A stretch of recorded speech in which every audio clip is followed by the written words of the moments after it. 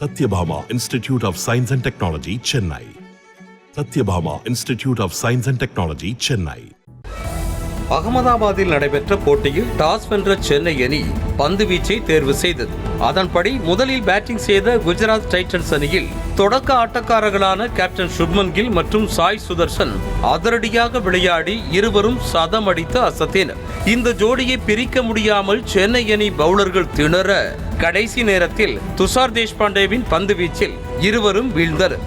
இறுதியில் குஜராத் அணி 20 ஓவர்களில் 3 விக்கெட்டுகளை இழந்து 231 ரன்களை குவித்தது. இதனையடுத்து 232 ரன்களை அடித்தால் வெற்றி என்ற இமாலய இலக்கை நோக்கி களமிறங்கிய சென்னை அணிக்கு ஆரம்பமே அதிர்ச்சி காத்திருந்தது. தொடக்க ஆட்டக்காரர்களான ரச்சின் ரவீந்திரா மற்றும் ரஹானே தலா 1 ரன்களில் ஆட்டமிழந்து ஏமாற்றம் அளிக்க கேப்டன் கெய்க்வாட் டக் அவுட் ஆனார்.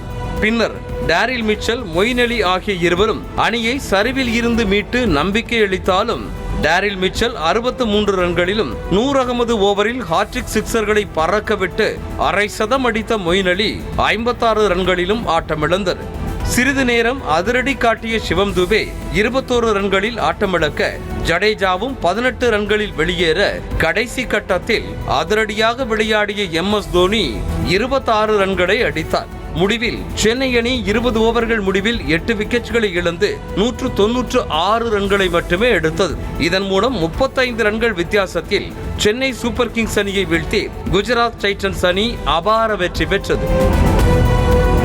Satyabhama Institute of Science and Technology, Chennai. Satyabhama Institute of Science and Technology, Chennai. செய்திகளை உடனுக்குடனும் துல்லியமாகவும் தெரிந்து கொள்ள சப்ஸ்கிரைப் பண்ணுங்க.